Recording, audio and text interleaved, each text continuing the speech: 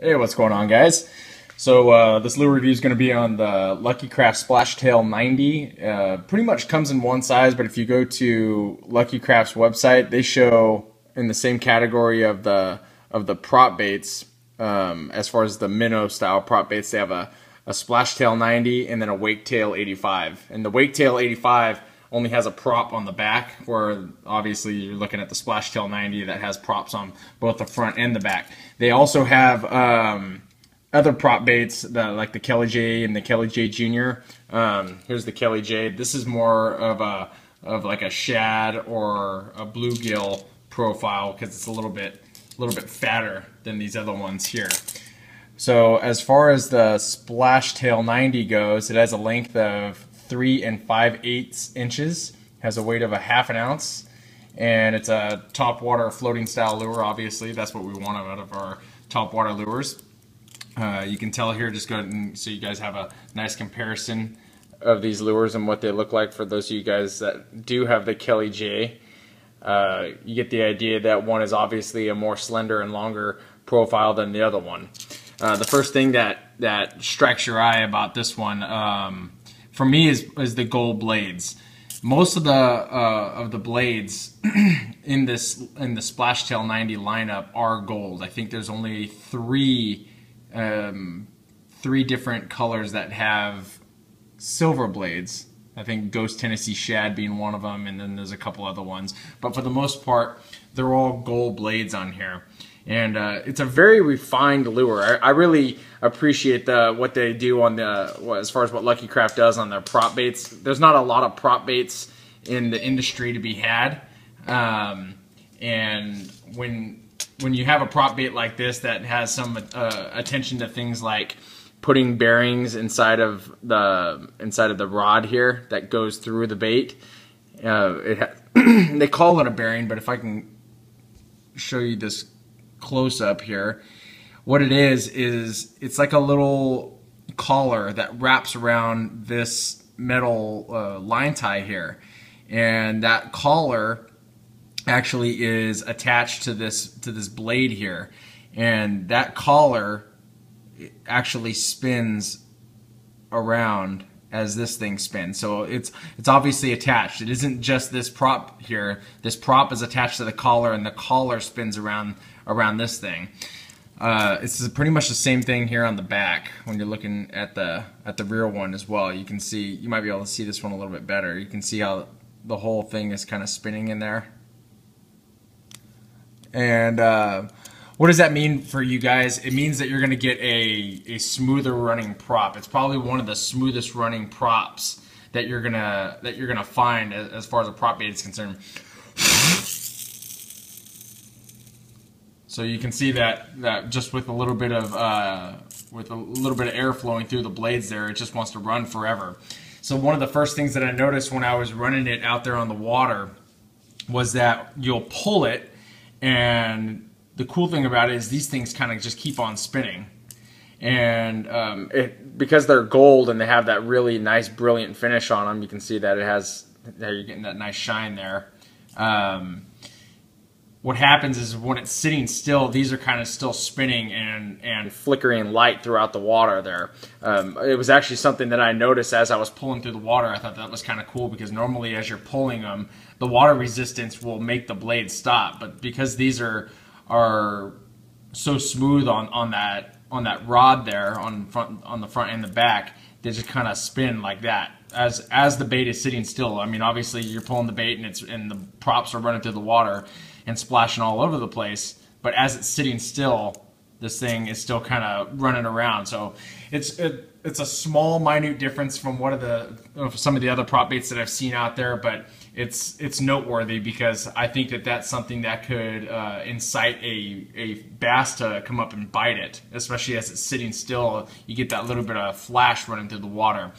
It's probably one of the most dynamic lures, meaning that like you can pull it through the water. It doesn't really walk, but it acts so much like a popper with the amount of disturbance, the amount of surface disturbance that it creates, that it's really fun to fish with, because you can just kind of just pop it, like twitch your rod tip like you would a popper, or you can pull your rod tip. Either way, it creates so much disturbance on top of the water that actually looks like something that a bass would come up and eat. It's really fun to fish with. So, and then obviously with Lucky Craft, you're going to get good hardware as far as hooks and split rings and I guess you can call this hardware with the props on here. But the finish of the props is something that I feel like is something to talk about, just because they're finished very, very well. So, and then with Lucky Craft, you're gonna get the same standby things that you're gonna get in some of the other Lucky Crafts. So that you're gonna get the etched scale pattern, the raised scale plates, the three-dimensional holographic eyes that seem to be pretty nice with the nice finishes. You guys can remember when I made my tackle warehouse order, I didn't get the colors that I actually wanted to get because they were sold out, and I just wanted to get the lure sent to my house. But two colors that I would like to see people pick up. Archer Bee, which is a black that has some yellow spots on it, and then Frog, which is like a green, kind of like this color green that's on the back of this Pearl IU color here. But it's got a lot more chartreuse on the belly of it, which pretty much is where you're going to want the chartreuse to be, because this lure, it sits flat in the water. It might be slightly canted in the water, but for the most part, it sits almost completely flat in the water, and it exposes the belly. It doesn't expose the top really at all. So the top colors, I think they're going to be inconsequential to whatever you pick, because they're not going to be seen by the fish. So I really like fishing prop baits. I haven't seen a lot of prop baits out there. I know that they are out there, and I think I own probably at least 8 or 9 different types of prop baits. I don't see a lot of people fishing with them, but they are a lot of fun. Some of the problems that people run into is when they're using braided line, something really limp, it starts to tangle up in the front prop, and then you got to bring it back. I stopped using braided line on my topwater lures altogether. The only braided line that I use is on, as far as topwater, is on hollow body frogs, and the only reason I do that is for the hook set. Otherwise, I don't think, for me at least, and other people I'm sure are going to feel differently about this, but for me, I don't feel like it's necessary, and I don't feel like it's worth the headache to have braided line to get tangled up in your treble hooks and your props and whatnot. And because you are fishing such a small hook point, I don't feel like it's necessary to have braided line to get that really intense hook set.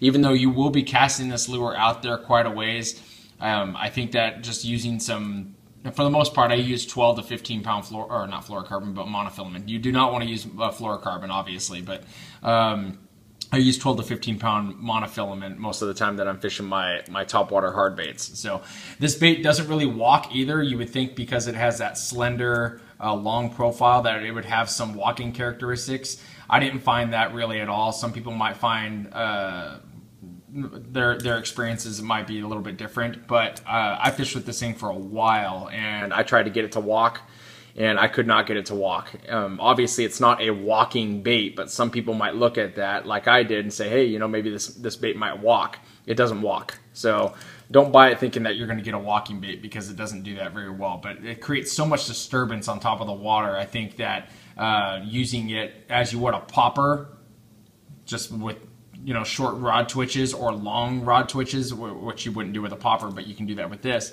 I think you're going to find a lot of success with this prop bait. So a lot of fun to fish with if you guys haven't tried them before.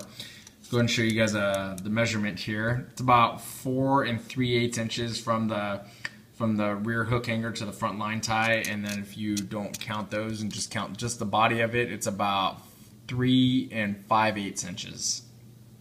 So pretty long little lure. It's about the size of a pointer 100. So go ahead and show you guys the colors that I got. I already mentioned that this was Pearl IU. Pearl IU's just got that nice forest green back with that chartreuse dot that you find in other IU baits, and then just a white belly that's got some silver glitter in it. You can see it says splash tail there. So there's Pearl IU.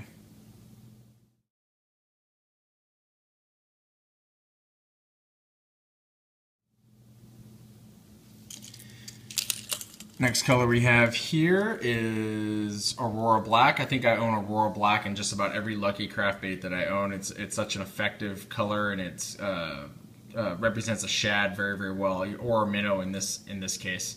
And the thing that I like about it is it's not just a foil pattern; it's foil holographic. So you can see the different colors shimmering there as I rotated in the light there. Obviously, it's got the black back, and then it kind of transitions into that nice light blue pattern there on the side, and then it's got that white belly, but it doesn't have glitter on it like the other one did. And obviously this one says splash tail just like the other one does. So there is Aurora Black.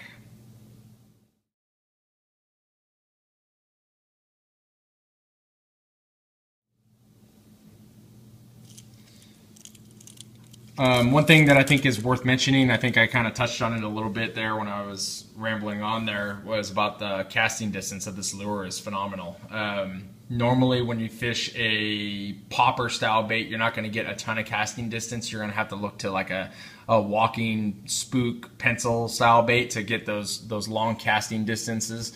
And with this lure, I think you're going to find that you're going to be pleasantly surprised with the distance that you're going to get out of this lure. It doesn't have any rattles in it. I forgot to mention that it's a silent bait. But again, that's not what it's intended for. The commotion and the ruckus that it creates on the surface of the water by these props, you're going to find more than enough attention getting by these props for the bass that you're not going to need any sounds or any other splashing techniques like walking or anything like that to suit your needs. So, excuse me, that's my review. If you guys liked the video, please hit the like button down there in the lower left corner. I really appreciate that. And stay tuned for the next review. We're going to do the Savage Gear Top Prey. Thanks, guys.